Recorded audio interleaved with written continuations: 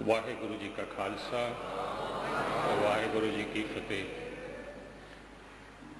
शुरुआत में ही एक बात मैं स्पष्ट कर लूं, न तो मैं ज्ञानी हूं, न संत हूं, न पंडित हूं। मैं बिल्कुल आप जैसा ही एक बहुत ही सीधा साधा इंसान हूं और मेरे पर जो कुछ भी गुरु कृपा हुई है, इससे भी बढ़कर बड़ी गुरु कृपा आप सब पर भी हो सकती है।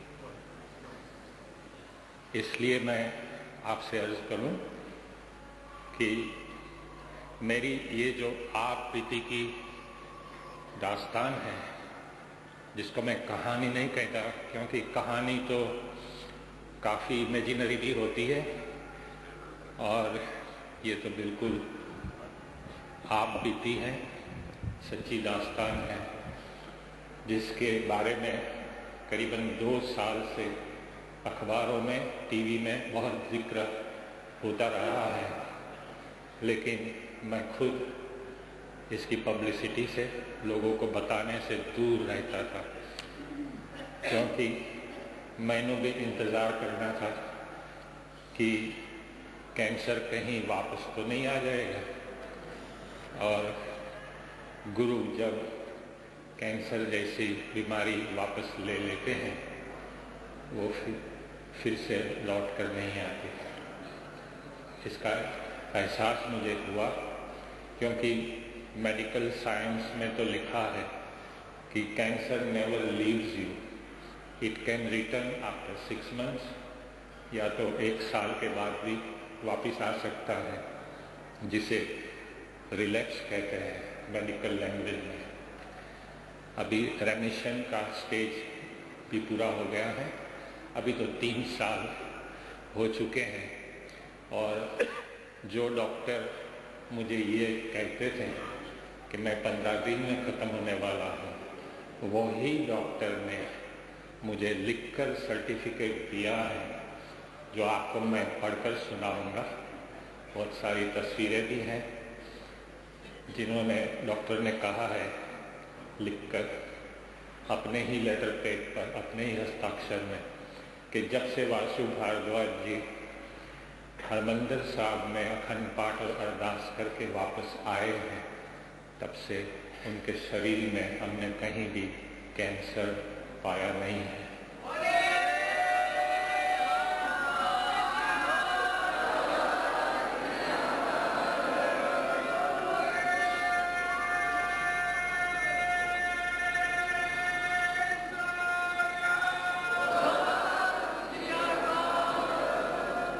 वही डॉक्टर खुद कुर्बानी कर गए और अपने पेशेंटों को भी यही सलाह देते हैं।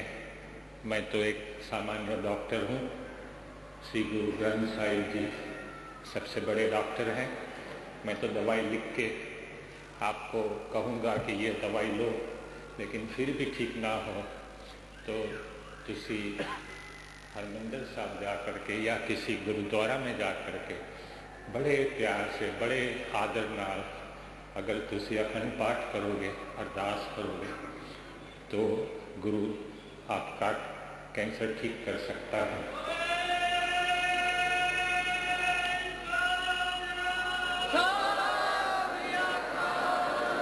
ये डॉक्टर का नाम है डॉक्टर के.सी. शाह, जिसका लेटर मैं अंत में पढ़कर सुनाऊंगा। ओरिजिनल लेटर है, लेकिन आपसे एक बड़ी विनम्र गुजारिश भी है कि ये मेरी आप बीती सुनकर इनमें से आप प्रेरणा लीजिएगा, उसमें से ऐसा बल आपको मिलेगा कि आप गुरु की सेवा में रहिए, गुरु ग्रंथ साहिब का पाठ करिए और संतों की वाणी सुनते रहिए, क्योंकि बिन गुरु ज्ञान कहाँ से पाऊँ, और ऐसा ही ज्ञान हमें संतों से मिलता है। तो ये मेरी आप बीती शुरू करने से पहले मैं ये गुजारिश कर दूं कि ये सुनने के बाद फिर वासु भारद्वाज को आप भूल जाएं और श्री गुरु ग्रंथ साहिब की सेवा में रहें। मैं तो गुरु का सेवक हूँ।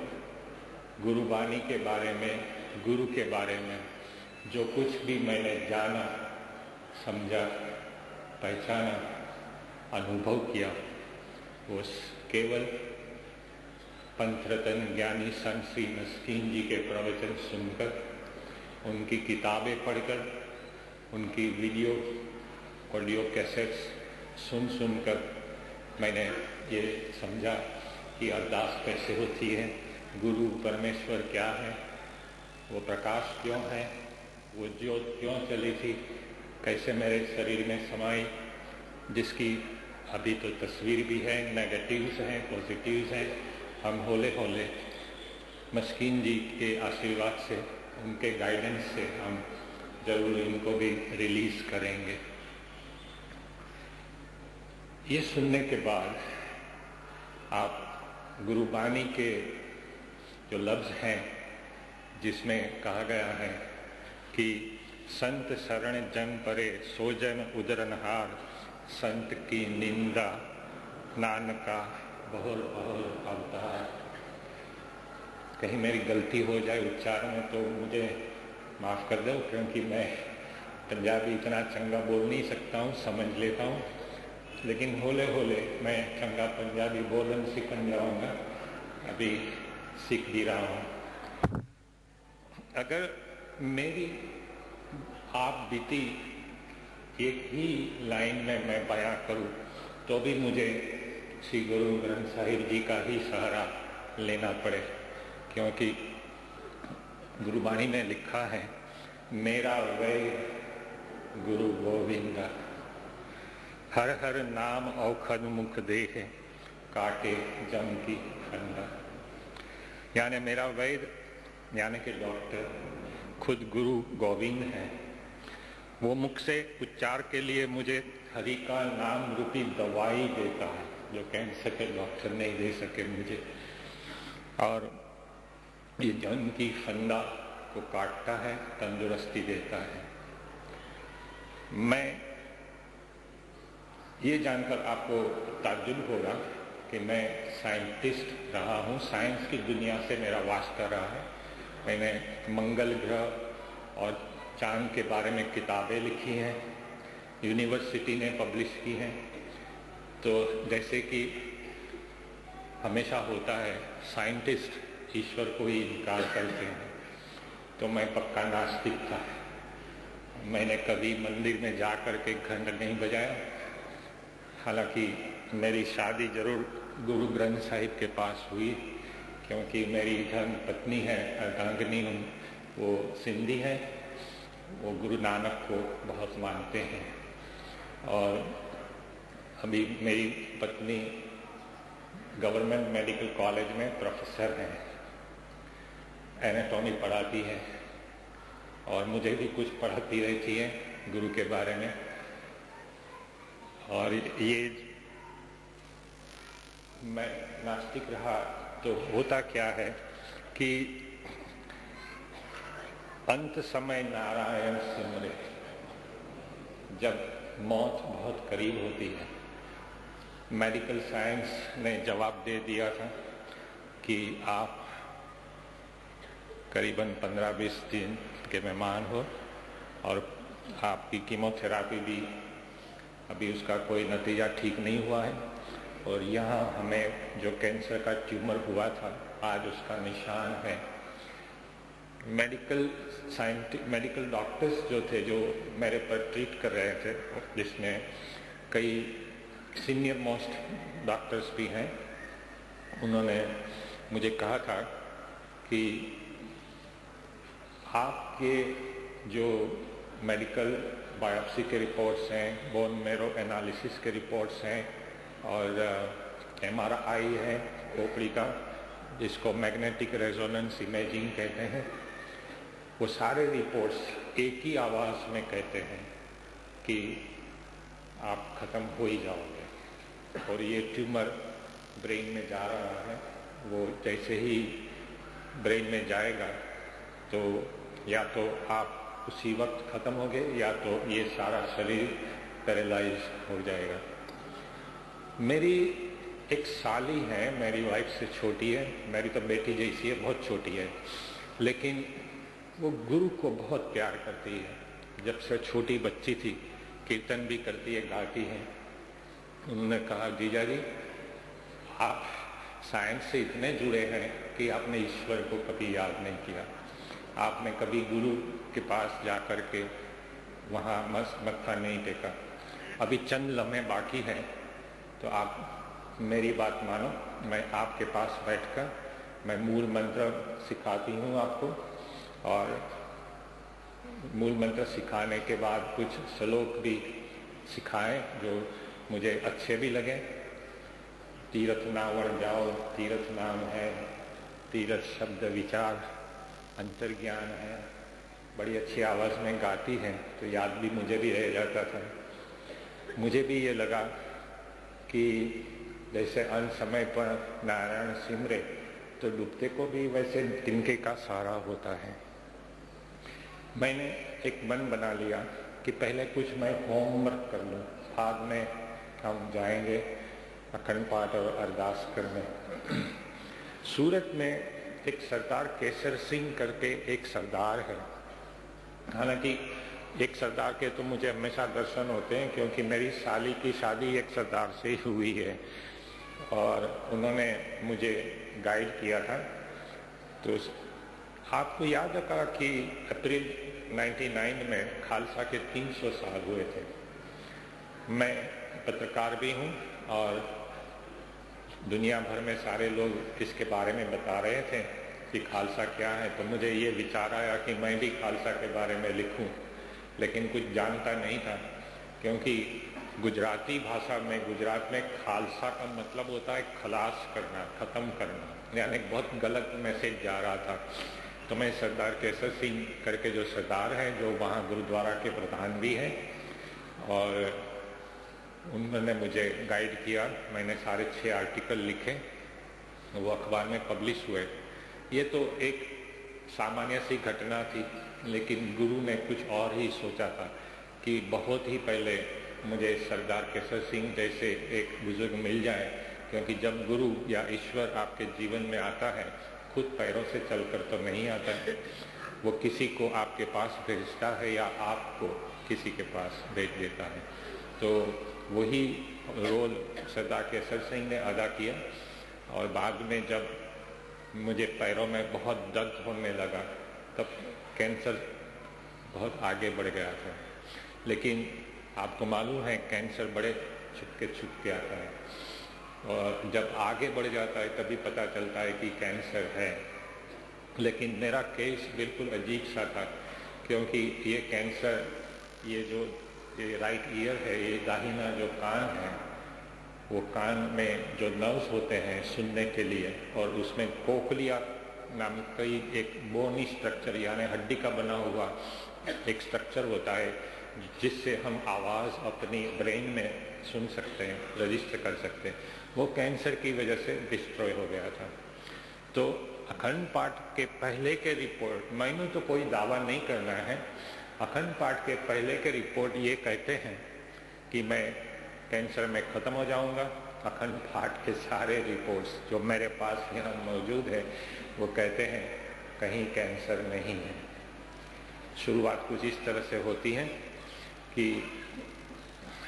मेरा चलना फिरना बंद हो गया, पैरों में काफ़ी दर्द था, और डॉक्टर ने कहा था कि आपके कान में जो कुछ बैलेंसिंग मैकेनिज्म रहता है, इसकी वजह से आपको चलने में तकलीफ आ रही है।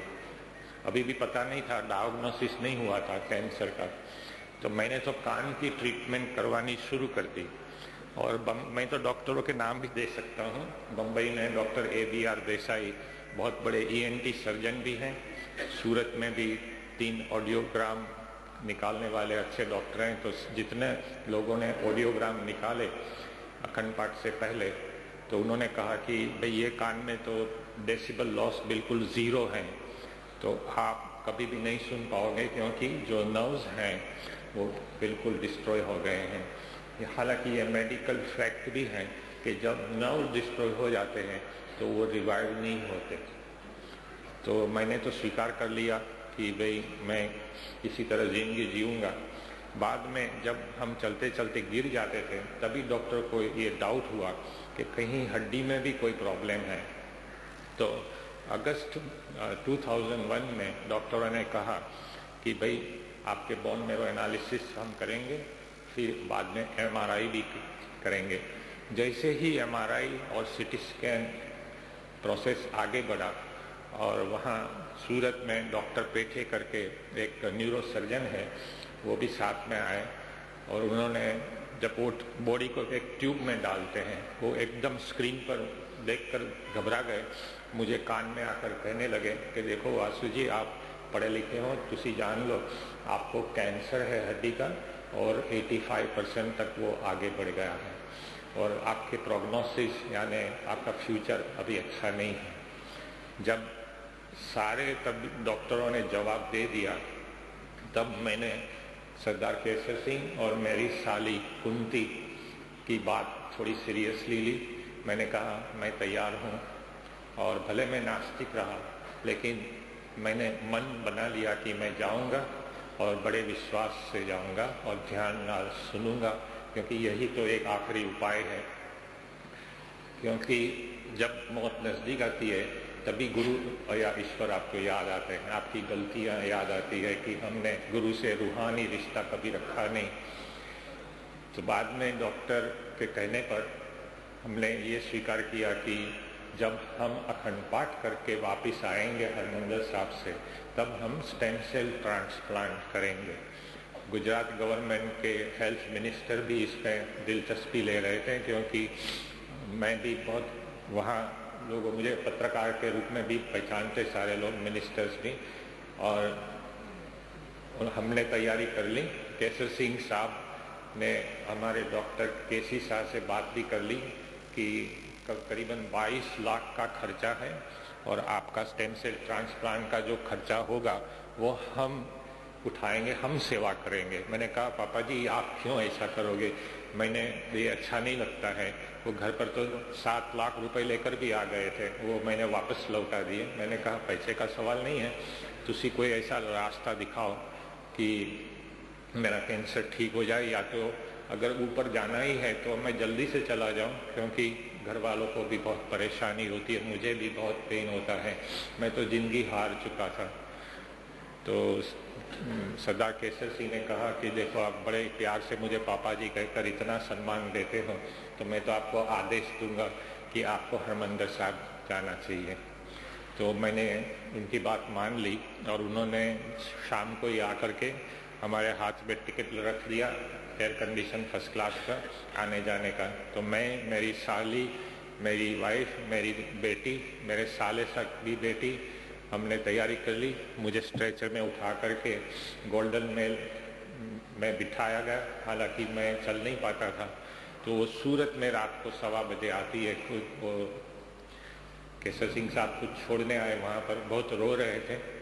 शायद यही उन्होंने सोचा कि Vasu ji is going as a person but may come back as a cargo and he may die at Harmandir साहब।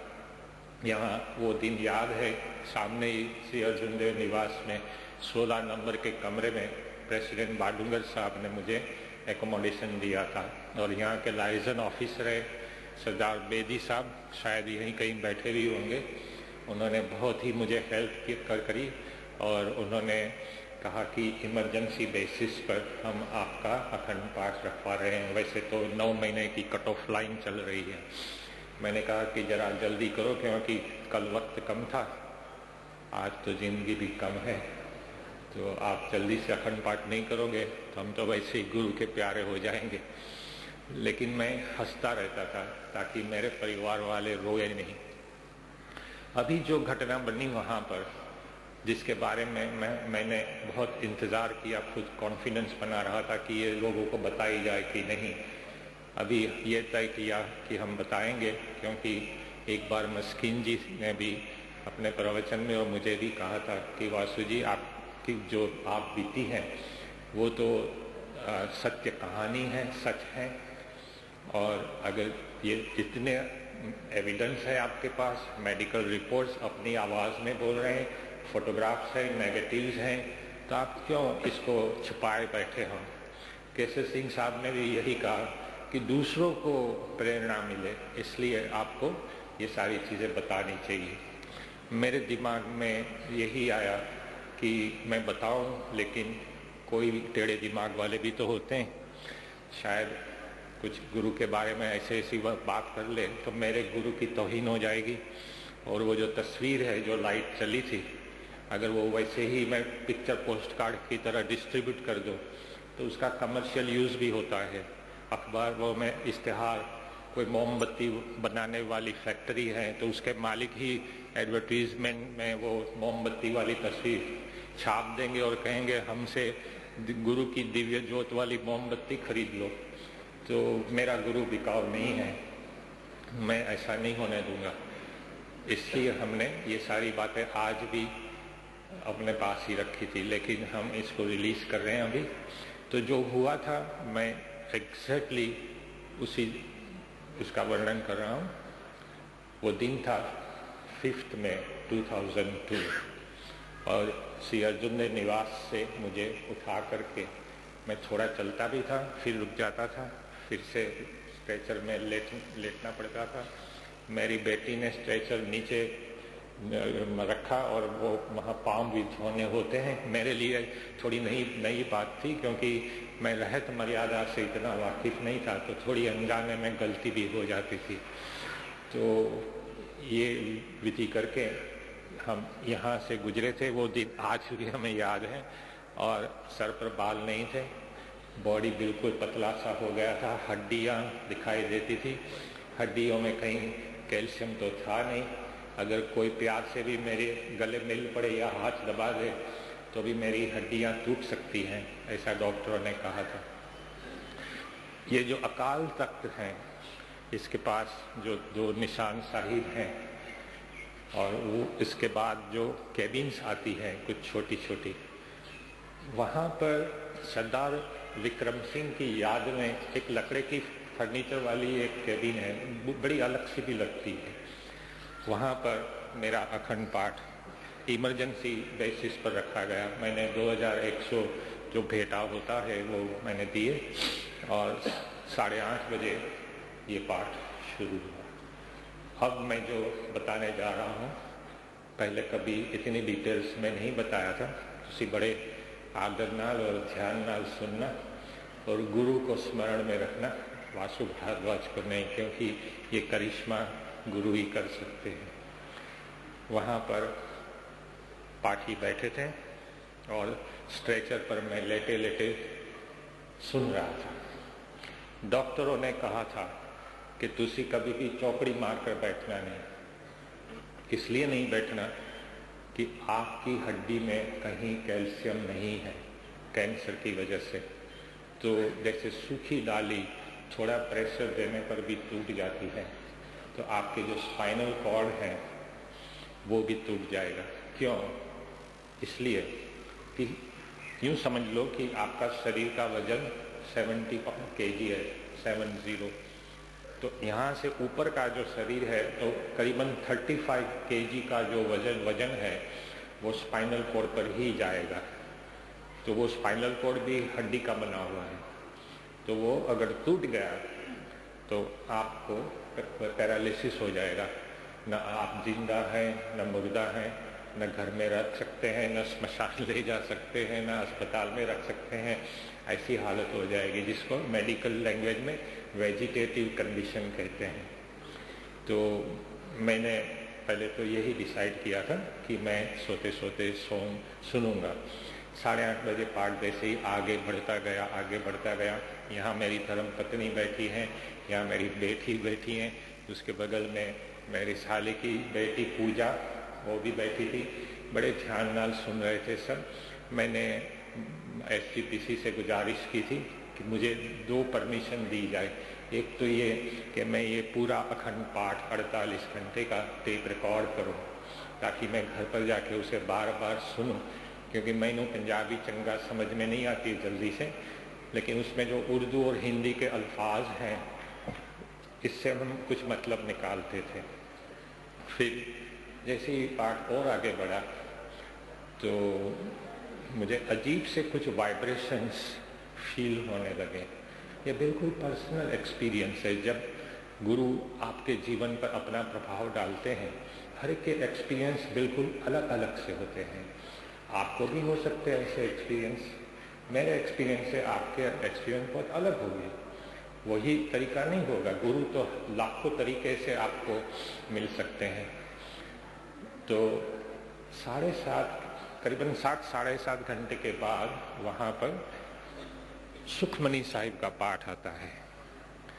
जैसे ही सुखमनी साहिब का पाठ शुरू हुआ तो जो घटना बनी है वो सबने देखी है। और हालांकि धर्मपत्नी ने बड़ी ऊंची आंखें दिखाकर धमकाकर कहा कि ये आप क्या कर रहे हैं। मैंने कहा तुलसी बोलना नहीं, यहाँ पर घर पर जाके बहुत बोल बोल करती है, आप घर पर ही बोलो, या आप गुरु के घर में हैं, मुझे पाठ सुनने दो। और मैं ये पाठ को बहुत ही एंजॉय कर रहा हूँ। पहली बार जिंदगी में कुछ अजीब सा एक्सपीरियंस मुझे हो रहा था, जिसको आप बड़ी स्पिरिचुअल एक्सपीरियंस कह सकते हैं, जिसका विवरण शब्दों में नहीं किया जा सकता है। तो फिर पाठ और भी आगे बढ़ा। आपको ये जानकर ताज्जुब होगा कि चौकड़ी मारने के बाद करीबन 20-25 मिनट और गुजरे होंगे। अभी मैं जो बता रहा हूँ वो सारी तस्वीर में भी है, नेगेटिव में भी है। गुरु ग्रंथ साहिब के सेंटर में से, right in the centre of Shri Guru Granth Sahib जी, हालांकि गुरु तो खुद ही प्रकाश है, हम उन्हें प्रकाश कहते हैं, और परमात्मा भी खुद प्रकाश है, ज्ञान का प्रकाश कह लो। तो उसमें से एक दूधिया कलर की एक ज्योत वहां से चली। पता नहीं मेरी बेटी को कैसे क्या ख्याल आ गया कि पापा इतने अच्छे भी लगते हैं, चेहरा भी थोड़ा बदला हुआ है, मम्मी के पास बैठे हैं, और मेरे साले की बेटी पूजा भी वहीं बैठी है। तो एक यादगिरी के रूप में मेरी बेटी को ये ख्याल आया। उस वक्त तो वो 17 साल की थी, अभी डॉक्टरी पढ़ रही है। तो उन्होंने कैमरा उठाया और जल्दी से तस्वीरें लेने लगी, और करीबन 6-7 तस्वीर जल्दी से ले ली। ये भी एक अजीब सी बात है कि उसका तस्वीर लेना और वो लाइट का प्रकट होना एक ही टाइम पर हुआ, और वो तस्वीर में सारी घटना कैद हो गई। लेकिन फिर भी मेरी बेटी को ये नहीं पता चला कि उसने ज्योत की तस्वीर ली है, क्योंकि उसकी नज़र तो मेरे पर,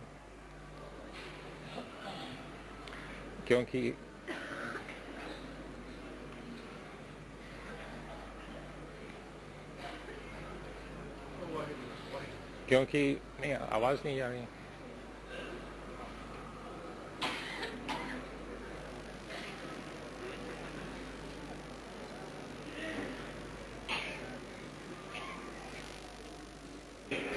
मेरी बेटी ने ले ली, और हमने उस वक्त तो महसूस नहीं किया कि ये सब क्या हो गया है।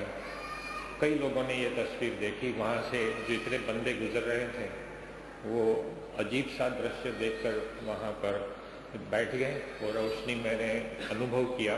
कि मेरा बिल्कुल पर्सनल एक्सपीरियंस है कि वो लाइट मेरे पास आई, कैसे उसके 2 हिस्से हुए और यहाँ से कैसे प्रवेश कर गए।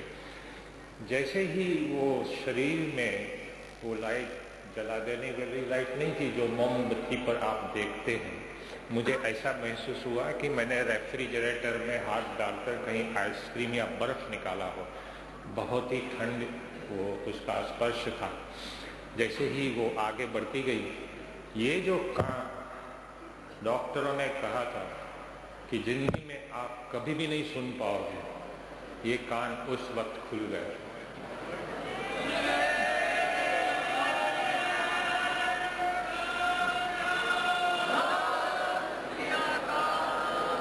आज भी वो खुला है, और हर 3 महीने इसकी टेस्ट भी होती है, और ऑडियोग्राम में लिखा जाता है, डॉक्टर लिखते हैं कि ये कान बिल्कुल नॉर्मल है, और मुझे आज भी बहुत स्पष्ट सुनाई देता है। और यहाँ पर जो ट्यूमर मुझे कैंसर का परेशान करता था, जिसकी वजह से मुझे बहुत ही सरदर्द रहता था, जिसको माइग्रेन हेडेक कहते हैं, उस वक्त उस दिन से वो माइग्रेन हेडेक के लिए मुझे मॉर्फिन के इंजेक्शन लेने पड़ते थे। काफ़ी खतरनाक होता है मॉर्फिन, क्योंकि उसकी आदत हो जाती है फिर। लेकिन उस दिन से ये मेरा सर दर्द खत्म हो गया। अब मेरी धर्मपत्नी ऊंची आवाज़ में मुझे डांटे तो भी मेरा सर दर्द मुझे अनुभव नहीं होता है। और फिर हम 48 घंटे बैठने का निश्चय कर लिया। मैंने इतना ये पाठ को एंजॉय किया, मैंने मेरी धर्मपत्नी को कहा कि मैं आपकी आवाज़ सुनना ही नहीं चाहता हूँ। आपको अगर इंटरेस्ट नहीं है तो तुसी दौड़ परे हो जाओ। और बेटी को कहा कि मेरे लिए कोई सॉलिड फूड लाना नहीं, और पानी में नींबू और शहद डाल करके एक बोतल यहाँ रख दो। जब मुझे 5 गिलास पीने की प्यास लगेगी तब मैं केवल 5 घूंट इसमें से पीऊंगा, so that it meets my water requirement, ताकि वहाँ फ्रेश होने के लिए उठकर कहीं जाना पड़े नहीं, क्योंकि ये अखंड पाठ है जो खंडित नहीं हो सकता। अगर मैं यहाँ से उठा तो इतना पाठ में मिस कर जाऊंगा। तो मैं वहाँ बैठा रहा। आपको ये जानकर भी ताज्जुब होगा कि 48 घंटे के बाद हम खुद अपने ही पैरों पर खड़े हो।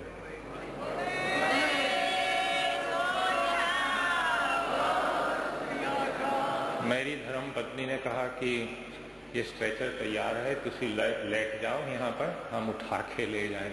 मैंने कहा मैं ये स्ट्रेचर की ज़रूरत नहीं है, मैं ठीक से चल रहा हूँ। थोड़ा चलने के बाद तो इतना कॉन्फिडेंस आया कि मैं चलते चलते नहीं, आज भी याद है मैं यहाँ से गुजरा था दौड़ते दौड़ते, और मैं 16 नंबर के कमरे में श्री गुरु अर्जुन देव निवास में पहुँच गया। आज भी एंट्री है, किसी को देखना है 5 में 2000 वाली, जब हम यहाँ रहते थे, वो भी एंट्री आज भी रजिस्टर में दर्ज है। कई पत्रकार जाकर देख भी आते हैं। मैंने मेरी बेटी को कहा कि चलो, अभी भी मुझे ये पता नहीं है कि मेरा कैंसर ठीक हुआ है, तुसी समझ लो बड़े ध्यान नाल। ये तो तब पता चला कि जब रिपोर्ट्स आने लगे डॉक्टरों के। मैंने बेटी को कहा कि आप स्नान करो जल्दी, हम पहले तो जलियांवाला बाग देखने जाएंगे, और वहाँ सिखों ने कि कैसी कुर्बानी दी है, तो बॉर्डर, वाघा बॉर्डर भी जाएंगे। सिखों के प्रति मुझे हमेशा बहुत ही आदर रहा है। मेरे पिताजी काफ़ी विद्वान साइंस राइटर थे, और बम्बई में जन्मभूमि ग्रुप ऑफ न्यूज़पेपर्स के चीफ एडिटर भी रहे। उसको नेहरू अवार्ड से भी सम्मानित किया गया था। तो उन्होंने कई सारी कहानियाँ मुझे सुनाई थी जब हम छोटे थे, रणजीत सिंह जी की, गुरु गोविंद सिंह जी की। छोटे थे, बहुत समझ नहीं पा रहे थे, लेकिन सिखों के प्रति बहुत आदर रहा कि 97% ऑफ जो फ्रीडम फाइटर्स थे who were hanged by Britishers, all of them were Sikhs, they were Sikh boys. आज भी आप भारत के लश्कर में से सिख फौजी को निकाल दो तो फिर तो पाकिस्तान और चाइना का आर्मी कन्याकुमारी तक आ जाएगा। तो ये सारी बातें मेरी बेटी को मुझे बताने की, ये सारी बातें बताई। अभी तो वो अपना नाम भी लिखती है, तो अभी मेरी बेटी का नाम हेली है। अभी मैं पूछता हूँ आपका नाम क्या है, तो कहती है हेली कौर।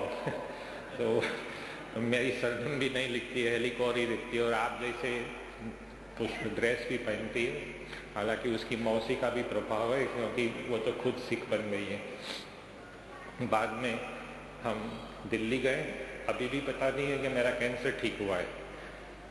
दिल्ली में वहाँ के जो मिनिस्टर थे टेक्सटाइल के, वो सूरत के काशीराम राणा, उनके बंगलों पर हम रहे।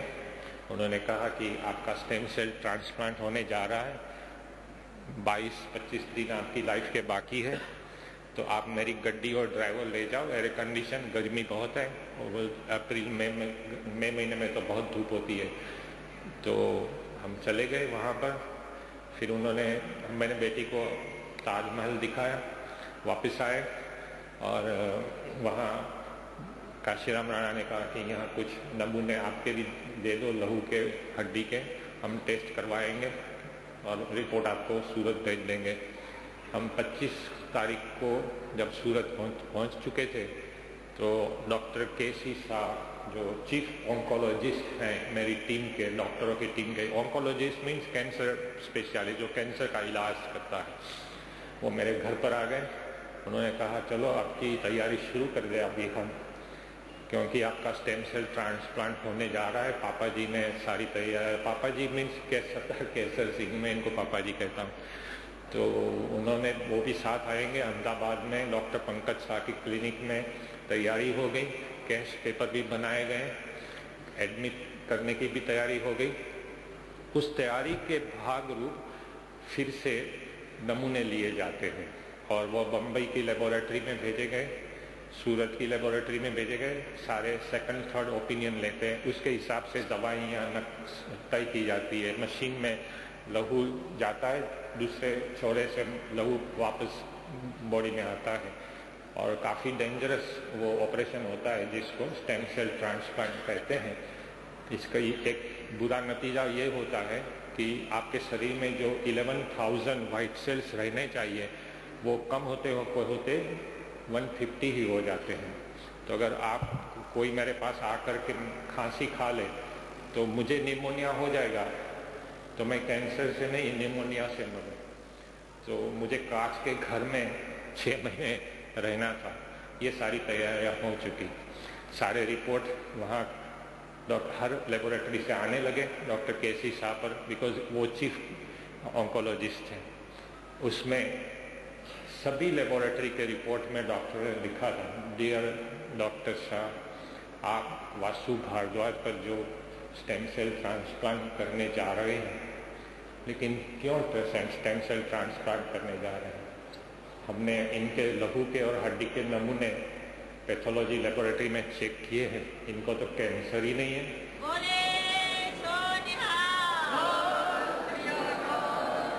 तभी हमें ये समझ में आया कि उस दिन जो लाइट चली थी, जो गुरु ने मुझे ठीक किया, तो इसी वजह से वो लाइट चली थी।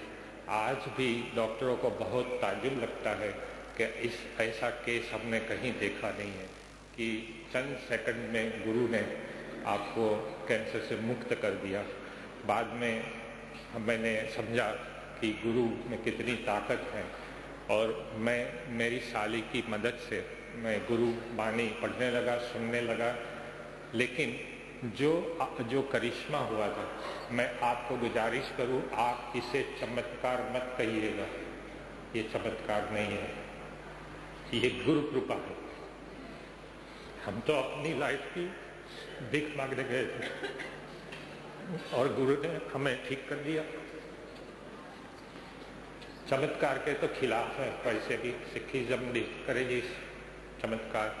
चमत्कार तो कोई जादूगर भी कर देगा और उसके जादू के खेल होते हैं जहाँ इल्यूजन होती है, ये तो रियलिटी है। जादू का शो होता है 3 बजे का, 6 बजे का, 9 बजे का, लेकिन अगर मैं फिर से वही कैबिन में जाकर के श्री गुरु ग्रंथ साहिब के पास बैठकर गुजारिश करूं कि आप फिर से मुझे वही जो दिखाओ, तो दिखाने वाले हैं नहीं। एक बार गुरु को हो गई तो हो गई। और तब से मैंने ये महसूस किया कि साइंटिस्ट बनना बहुत आसान है।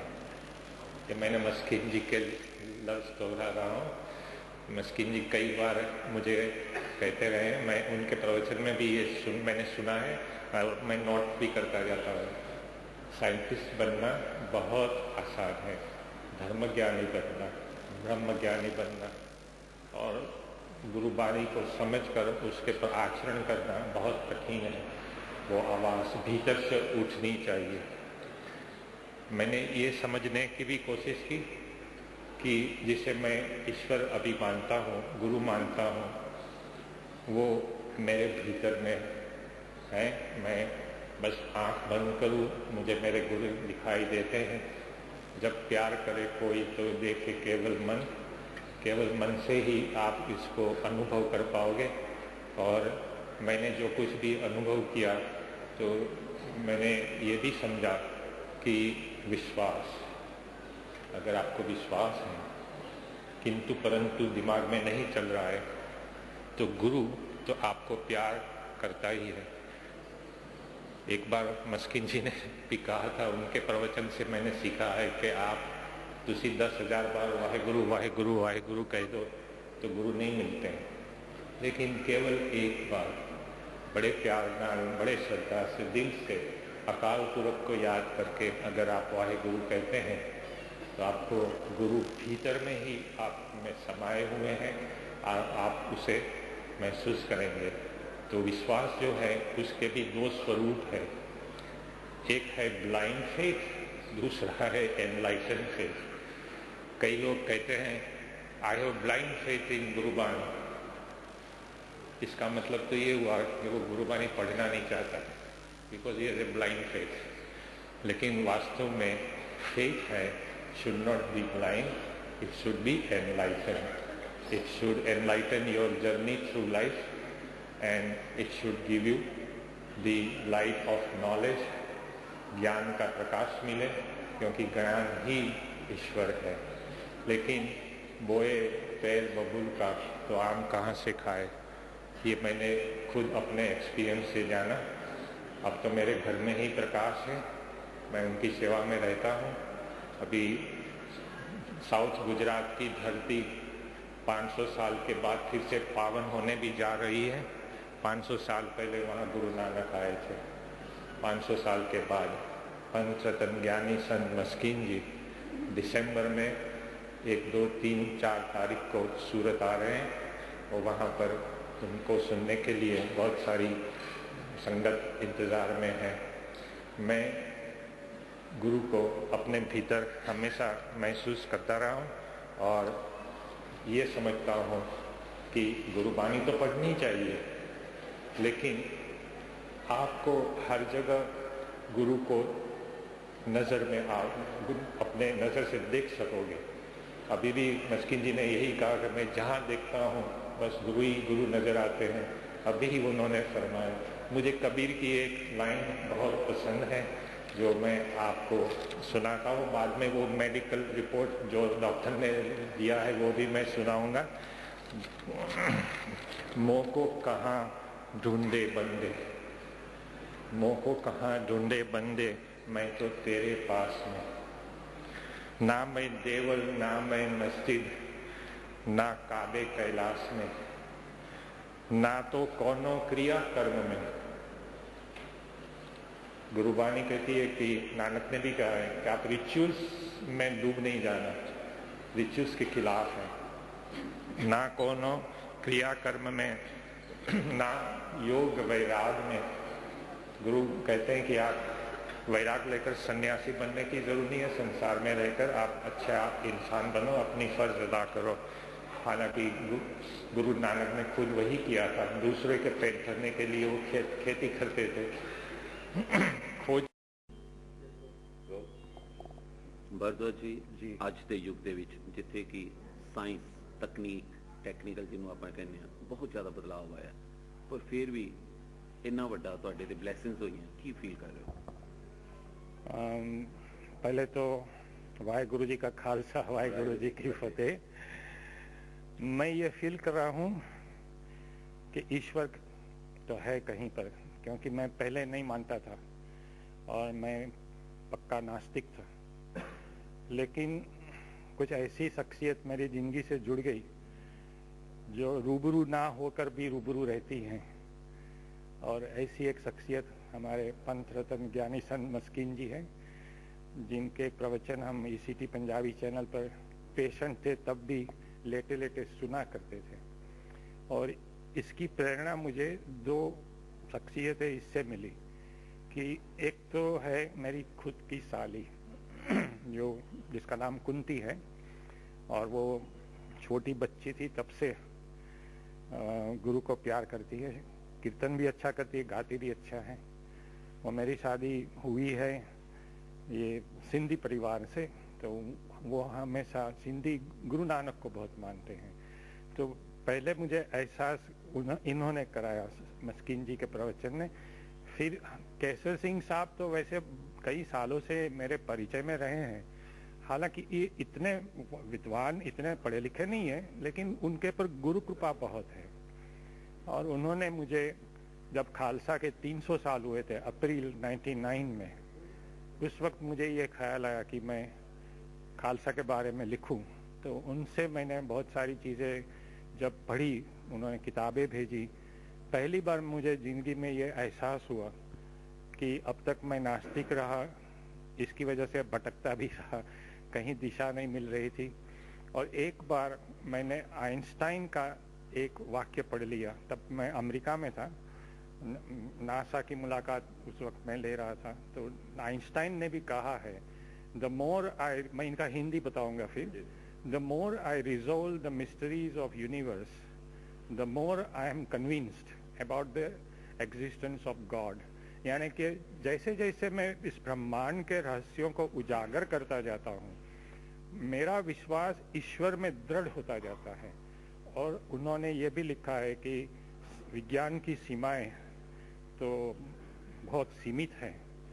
मैं भी ये वाक्य से बहुत ही प्रेरित हुआ और धीरे धीरे पढ़ने तो लगा, लेकिन भीतर से ऐसी श्रद्धा दृढ़ नहीं हो पा रही थी।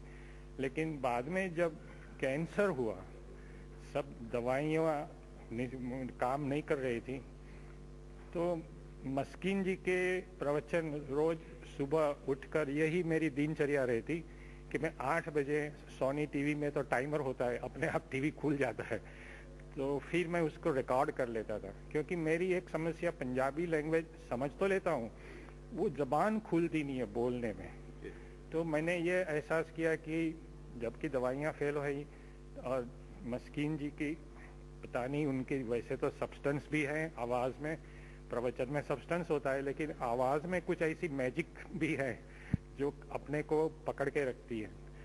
ये एक पता नहीं, बहुत इनकी आवाज़ से मुझे प्यार हो गया। और तब से एक आदत ये हो गई कि मस्किन जी के प्रवचन मैं रिकॉर्ड करूं, बाद में बार बार सुनता जाऊं। इसी वजह से मैं बार बार मस्किन जी के प्रवचन के कोट कर सकता हूं। और ये इनके ही प्रवचन रात के 2 बजे उठकर मैं फिर से सुनता हूँ। अगर मैं मिस कर गया, सुबह में दवाइयाँ देते, उठ नहीं पाता, ऐसा कभी हो सकता था, तो रात के 2 बजे वही प्रवचन हमको टीवी पर देखने को मिलते थे। शायद वो फॉरेन कंट्रीज के लिए हो, लेकिन मेरे टीवी पर मिलते थे। तो जबकि अब तो कैंसर ठीक हो गया है, और मैं अंदर से ये मानता हूँ कि शायद गुरु ने ये सोचा हो कि वासु भारद्वाज एक अच्छी रूह है पिछले जन्म की, लेकिन साइंस की दुनिया में भटक गई है, तो उसको ठिकाने लाने के लिए पहले उनको कैंसर दिया जाए, बाद में वो नास्तिक से आस्तिक बने, इसलिए कैंसर वापस लिया जाए। और मैंने जब वो वापस लेंगे, ऐसी श्रद्धा से ही हम गए थे, क्योंकि डूबते को तिनके का सहारा होता है। और जब मौत नजीक आती है तो नारायण सिमरन में आते हैं। तो विश्वास तो वैसे ही बनना ही था। भीतर से आवाज़ उठने लगी कि मुझे जाना है हरमंदर साहब। तो मेरी साली ने, पंत रतन ज्ञानी संत मस्किन जी के प्रवचनों ने बहुत मुझे प्रेरित किया। शायद उनको तो ये पता भी ना हो, लेकिन मस्किन जी को मैं ज़्यादा क्रेडिट इसलिए देता हूँ कि किसी को पीठ पर हाथ रखकर कहना आगे बढ़ो आप, लेकिन उनके पास और कुछ कहने की चीज़ नहीं है। लेकिन मस्किन जी के पास कहने की, सुनने की, समझने की और रूह से उसको एहसास करने की बहुत सारी चीज़ें इनके पास है।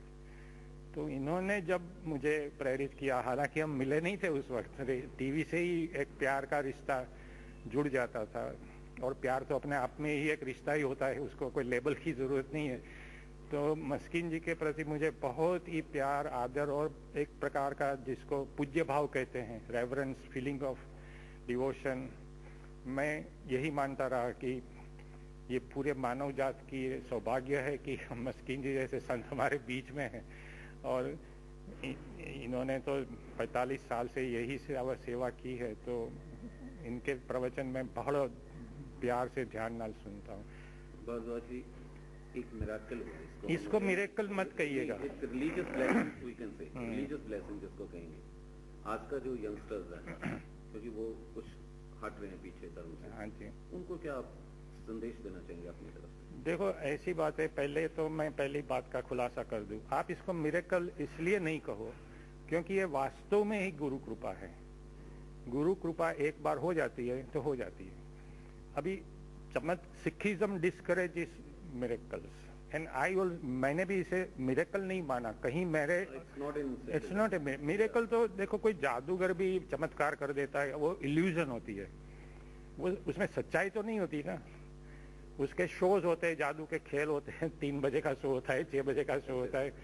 लेकिन जब गुरु ऐसी रोशनी, वैसे श्री गुरु ग्रंथ साहिब जी अपने आप में ही प्रकाश है, हम उनको प्रकाश ही कहते हैं, पर प्यार नाल आदर नाल इसे प्रकाश कहते। मेरे घर में भी अब तो है और हम उनकी सेवा करते हैं रोज। जैसे वो जो लिविंग गुरु है, क्योंकि सुप्रीम कोर्ट ने भी 1996 में शायद जजमेंट दिया है कि considering the feelings end of reverence and dedication and the sentimental importance that Sri Guru Granth Sahib Ji has for Sikhs and even non-Sikhs.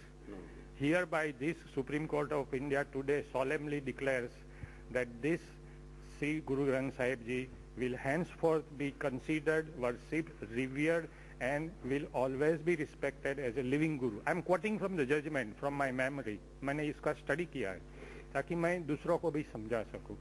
तो ये जो प्रेरणा मुझे मिली है, मैं तो मानता हूँ कि ये चमत्कार नहीं है। अभी मैं समझो अभी वहीं केबिन है अकाल तख्त के पास जो केबिन लगी, वहीं तो ये कौतुक हुआ था, कई लोगों ने देखा है, तस्वीरें हैं, नेगेटिव्स हैं।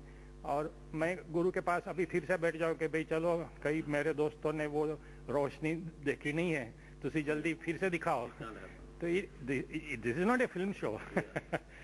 और मैं खुद भीतर से ये मानता हूँ, ये मेरी अब अपनी श्रद्धा है कि जब हम अरदास करते हैं तो उसमें अपने पूरे मेडिटेटिव पावर्स को लगाना पड़ता है। अगर physically you are present and mentally absent, then you can not communicate. ये मेरा, मैं कमेंट किसी के बारे में कोई comment, this is my personal experience. So because I have worked in the world fields of science, technology, and I am greatly interested in spiritual powers like psychokinesis, thought migration, telepathy, and such things do interest me. So I am able to summon all the latent, hidden, unexplored and unharnessed energies of our 5 senses. तो ये 5 sense अपनी जो इंद्रियां हैं, इससे गुरु के by the grace of गुरु आप visible universe को फील करते हैं, महसूस करते हैं, उसको उपभोग करते हैं, उसको एंजॉय करते हैं आंखों से, स्पर्श से। तो ये आप जब इसको एंजॉय करते हैं तो ये गुरु का आशीर्वाद से ही मुमकिन बनता है। तो इसकी जो एनर्जी है, उसकी जो ऊर्जा है, उसको आपको एकत्रित करनी पड़ती है। वो मेंटल कंसंट्रेशन से होता है। जैसे आप एक मैग्नीफाइंग ग्लास है जिसको कॉन्वेक्स लेंस कहते हैं, आप सूरज के प्रकाश में ले जाओ, फिर उसको आप केंद्रित करो एक कागज के टुकड़े पर, लकड़ी के टुकड़े पर, और पूरे rays will be concentrated and it will fall in one spot, और ये लकड़ा भी जलने लगेगा।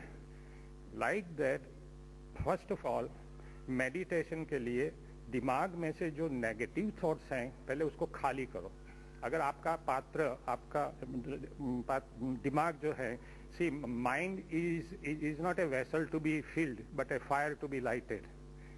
ये प्लूटार्क ने कहा है, mind is not a vessel to be filled with material things but it's a fire to be lighted. दिमाग में जो अपनी सोच का शब्द, इसीलिए शब्द को एनर्जी है, ये इसमें से ऊर्जा निकलती है। तो पहले नेगेटिव थॉट्स दिमाग से खाली करो, फिर पॉजिटिव थॉट्स आपके दिमाग में आएंगे, कंस्ट्रक्टिव, जिसके इरादे, जिससे आपकी सेहत पर उसका असर होता है। ज्ञानी मस्किन जी ने अपने एक प्रवचन में भी ऐसी बातें कही, इसी तरह की बातें कही है। तो आई बिलीव दैट बिकॉज मैं कंसंट्रेशन कर पाया, मेरी धर्मपत्नी को भी कहा कि मेरे से बात नहीं करो, because I should not be disturb. क्योंकि अगर डिस्टर्बेंस हो गया तो वो मेडिटेशन, वो जो कांटेक्ट बन रहा है गुरु से, वो टूट जाएगा ना, isn't it? ये तो ऊर्जा जा रही है, spiritual come. This my personal experience. मैं किसी को एडवाइस नहीं दे रहा हूँ, किसी के क्रिटिसाइज नहीं कर रहा हूँ, मैं अपना एक्सपीरियंस बता रहा हूँ। तो मैंने इसी तरह कम्युनिकेशन किया था और I told my daughter also not to disturb me. Then this kind of communication was possible. तो मेडिटेशन के लिए, गुरु तक पहुंचने के लिए, अरदास गुरु तक पहुंचाने के लिए, you should have that kind of concentration, and the underlying principle of this process, this is a scientific process. The meditation is the scientific process whereby you summon all these energies and concentrate. And another principle is that you should be independent of the people and circumstances around you, and that your reality should be orchestrated from within you, not from without. अगर बाहर से कोई disturb करता है तो आपकी भीतर से ऊर्जा बाहर नहीं आएगी कम्युनिकेशन के लिए। भारद्वाज जी, you want to say with your personal devotion really means during Ardas, during Gurbani part, that really counts you, how you are devoted to it. I am totally devoted. मैंने तो मेरी धर्मपत्नी को इस बार कह दिया कि मैं मस्किन जी के सेवा में 3 महीने तक जा रहा हूँ, मैं घर पर नहीं आऊँगा। गुरुद्वारा में लेकर के गया था उनको और उनको कहा था, केसर सिंह साहब ने भी कहा आप मस्किन जी की सेवा में रहो, उनसे बहुत कुछ आप सीख पाओगे, क्योंकि यही एक चोटी के संत है जिसके पास से आपको बहुत सारा ज्ञान, वो तो ज्ञान का सागर है, मैं तो कतरा भी नहीं हूँ आजकल तो कतरे भी समंदर की तरह बात करते हैं लेकिन मैं तो बहुत छोटा आदमी हूँ। मैं तो हमेशा प्रवचन में भी कहता हूँ कि आप मेरी वाणी से अगर आपको इंस्पिरेशन मिलता है तो आप इंस्पिरेशन लेकर फिर वासु भारद्वाज को आप भूल जाओ, मुझे याद नहीं रखो, फिर आप नहीं, यू रिमेन इन द, आप गुरु की सेवा में रहो, गुरु ग्रंथ साहिब जी की सेवा में रहो। तो जर्मनी से कुछ टीम आई थी, उनको भी मैंने यही सलाह दी थी कि आप अगर डॉक्यूमेंट्री बनाने जा रहे हैं, मेरी 2 शर्त थी। पहली शर्त ये थी कि वो जो डॉक्यूमेंट्री वो मूल मंत्र से स्टार्ट हो, और उसका यूरोपियन वर्जन है तो वहाँ एक जर्मन लड़की है जोसेफिन फिट्सू कॉर, ऐसा लिखती है, she is converted to Sikhism. तो उसको इतना प्यार है सिखिज्म, जब मैं घर पर मिलने आई तो हमने तो सोचा कोई आसमान से परी आई लेकिन उनका जो नॉलेज था, क्या पढ़ाई करती है, she is more than a Sikh than even a Sikh can be, इतनी डिवोटेड है। तो एक शर्त ये रखी थी। दूसरी शर्त मैंने ये रखी कि आप Vasu Bhardwaj should not be projected as larger than life and greater than guru, कि हमने कुछ चमत्कार कर दिया। मैंने तो, हम तो भिखारी थे, हम तो अपनी जिंदगी की भीख मांगने गए थे, हमने कोई बड़ा काम नहीं किया। हर कहानी में एक हीरो है और एक विलन है, ये मेरी आप बीती की कहानी में विलन कैंसर है, लेकिन हीरो का सम्मान तो आपको श्री गुरु ग्रंथ साहिब को देना है। मैं तो बिल्कुल छोटा, फिर वासु भारद्वाज को आप भूल जाओ और श्री गुरु ग्रंथ साहिब की सेवा में रहो, संतों की सेवा में रहो, क्योंकि संतों से ही आप सीखोगे कुछ। बिन गुरु ज्ञान कहाँ से पाऊँ, ये वास्तव में इसीलिए तो कहा गया है। और संतों के बारे में जो एक पंक्ति मुझे बहुत अच्छी लगती है, संत शरण जो जन परे सो जन उदरनहार, संत की निंदा नानका बहोर बहोर अवतार। तो आप अगर ध्यान से रिस्पेक्टफुली अगर आप ग्रंथ साहिब का करीब जाना चाहते तो एक संतों की हाथ पकड़ो, गुरु के हाथ पकड़ो, वो जो कहते हैं उसको ध्यान डाल सुनो। मेडिटेशन तो विद्यार्थियों को पढ़ाई के लिए भी चाहिए, हर काम में मेडिटेशन चाहिए। पायलट हवाई जहाज उड़ा रहा है, उसको भी मेडिटेशन, वो ध्यान नहीं रखेगा तो हवाई जहाज गिर जाएगा। तो everywhere meditation is part of our all intellectual और spiritual activity. In my case my meditation was devoted to meet Shri Guru Granth Sahib जी।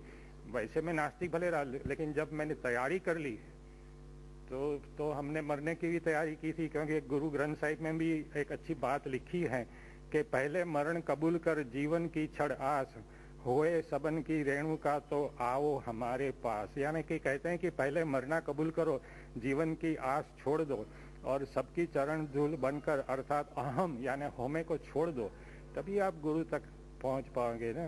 तो एक तो इससे फायदा ये होता है, एक तो आप 5 विकार से मुक्ति होती है, होमे से मुक्ति होती है, ये मैंने खुद अनुभव किया। और my wife is very happy because I never lose my temper. अभी वो जोर से बोलती है तो भी हम शांत बैठे रहते हैं ये गुरुबानी से सीखा हमने हेलो,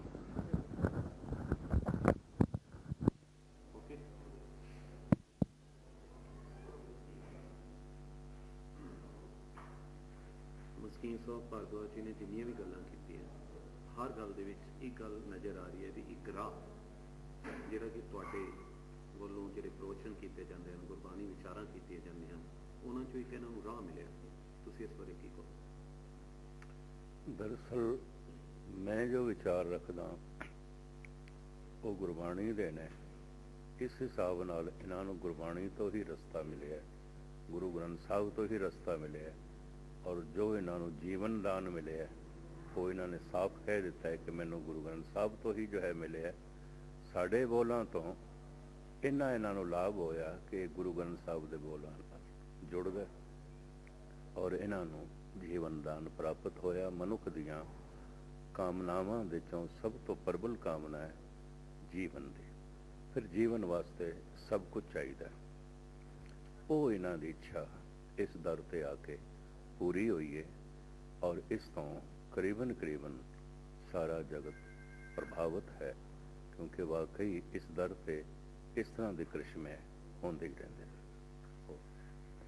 मसीह साहब तुसी पिछले काफ़ी सालों तो जुड़े इस दर ते हर साल आंदे हो कथा करन दी, हाशियां भरन दी, कि पिछले समय भी इहो जिहा कोई तुहानूं याद होवे कोई इहो जिहा बात? हाँ, करनाल सेंट्रल जेल दे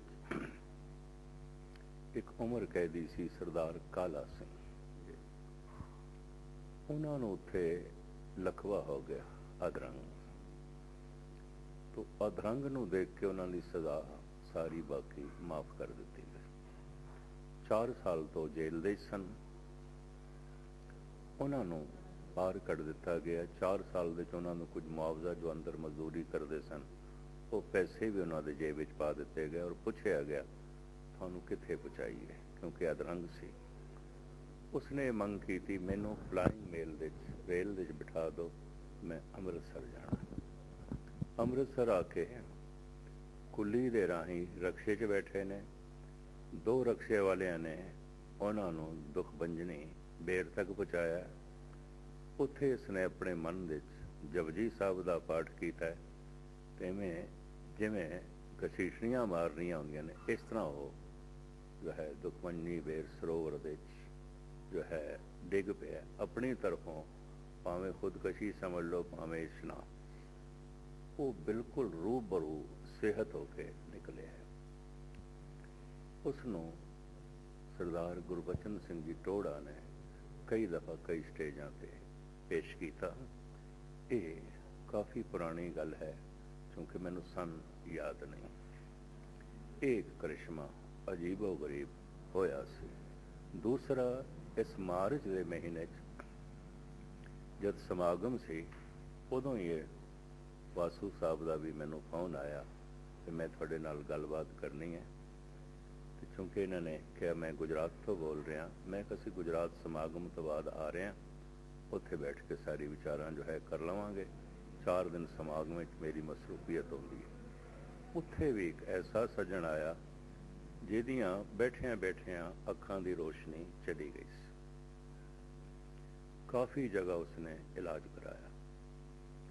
फिर इत्थे धन गुरु रामदास जी महाराज के दर ते आया, 6-7 दिन परिक्रमा च बैठा रहा और सारा सारा दिन पाठ करता रहा, इशनान करता रहा। उन्होंने इत्थों अखां मिल गई। इस तरह के 2 अजूबे कि हुणे ही देखण नूं मिले ने। प्राचीन काल तो इस तरह के अजूबे हज़ारां इत्थे हो चुके ने। गुरु रामदास जी महाराज की बख्शिश जो पहले सी अज भी उस तरह वंडी जा रही है। सिर्फ पात्रता श्रद्धा होनी चाहिए, भांडा होना चाहिए, ये वस्तु पै जाती। मुस्लिम सब अज का जो नौजवान है या अज का तकनीकी युग कह लीए जो वाद विवाद च पिया या हट रहा धर्म तो, उन्होंने की संदेश देना चाहिए? मैं समझदा आदि काल तो जदों तो मनुखता का इतिहास शुरू होया है, कोई 100% सारे धार्मिक नहीं रहे। टावें टावें मनुख धर्म नूं मनदे रहे ने, क्योंकि धर्म दुनिया का सब तो बारीक मजमून है, बारीक सबजैक्ट है। ये वास्ते थोड़ा जिहा अंतर्मुखी होए बिना इनू समझना मनना कठिन हो जाता है। आम लोग चूंकि बाहर मुखी होंदे ने, वो तो पहले भी प्रभावित नहीं सन, हुण भी नहीं ने। ऐसा नहीं है कि अज बहुता अधर्म है। अगर इसनूं गौर नाल पिछे देखांगे, बहु गिणती अधार्मिक लोगों की रही है, धार्मिक लोग तो टावें टावें। संदेश तुसीं अपने वालों कोई भी किवें जोड़िया जाए? इतना ही आखांगा ਜਦ ਮਨੁੱਖ ਸਾਰੇ ਪਾਸੇ ਤੋਂ ਨਿਰਾਸ਼ ਹੋ ਜਾਂਦਾ ਹੈ तो फिर आसा गुरु ਦੀ ਪਕੜਦਾ ਹੈ, परमात्मा ਦੀ ਪਕੜਦਾ ਹੈ। तो ਸਾਰੇ ਪਾਸੇ ਨਿਰਾਸ਼ ਹੋ ਕੇ ਇਹਦੇ 'ਚ ਕਾਫੀ ਸਮਾਂ ਲੱਗ ਜਾਂਦਾ ਹੈ, ਕਾਫੀ ਮਿਹਨਤ ਹੁੰਦੀ ਹੈ। ਸਾਰੇ ਪਾਸਿਆਂ ਤੋਂ ਨਿਰਾਸ਼ ਹੋ ਕੇ ਜੇ ਈਸ਼ਵਰ ਦਾ ਦਾਮਨ ਪਕੜਨਾ ਹੈ ਤਾਂ ਪਹਿਲੇ ਹੀ ਕਿਉਂ ਨਾ ਉਸ ਦਾ ਦਾਮਨ ਪਕੜਿਆ ਜਾਏ ਤਾਂ ਕਿ ਜ਼ਿੰਦਗੀ 'ਚ ਕਦੀ ਨਿਰਾਸ਼ਾ ਆਵੇਗੀ ਨਾ। कौन कैंसर इसके अनेक प्रकार हैं। अभी ग्रेड 3 वाला जो कौन कैंसर है वो हमेशा सेटल रहता है। आदमी आप किसी डॉक्टर को खुद बोलोगे ना, पूछेंगे वो भी कहेगा कि आदमी जिंदा नहीं रहता। और मेरे शरीर में 85% कैल्शियम खत्म हो गया। डायग्नोसिस जब हुआ तब अगस्त 2001 में हुआ। 2001 तब कितनी देर हो गई थी आपको फिर बाद में आगे पार्ट का जब वो पड़ा उसके बाद जो फाइनल टेस्ट था जो आपके चेकअप किया गया वो कितने दिनों बाद? इमीडिएटली वो कहाँ पे हुआ? सूरत गए, यहाँ से सूरत गया पार्ट करना। जब सूरत गए बोले यू कैन से मई के उसी महीने सेम मंथ। हाँ, 17 मई को हम दिल्ली गए। दिल्ली से हम फिर सूरत चले गए, बेटी को ताजमहल दिखाया। एंड इट वाज 100% कंफर्म भी। When the reports came back, ये कान तो खुल गया था, वो तो ठीक है मुझे। That was on the spot ना? On the spot. जैसे ही सुखमनी साहब का पाठ शुरू हुआ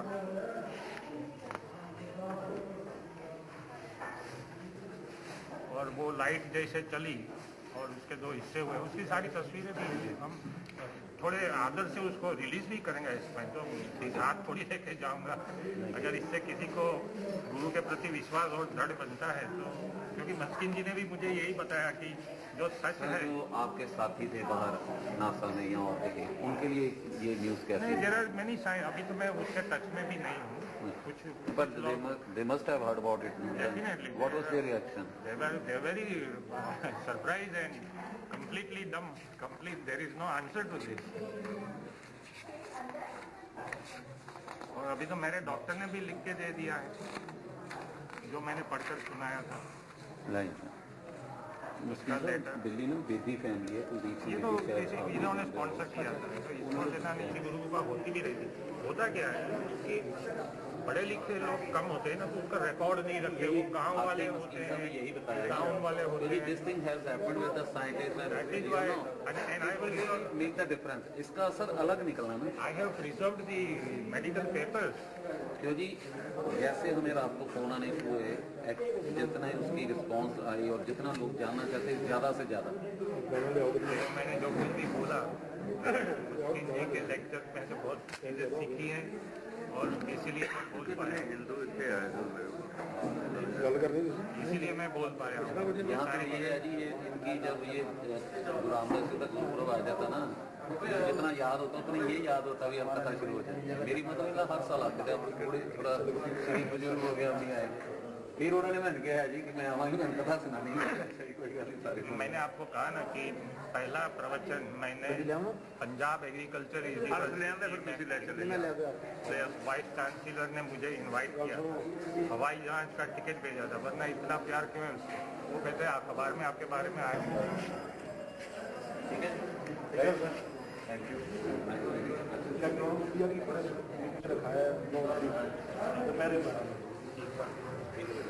अच्छा जी,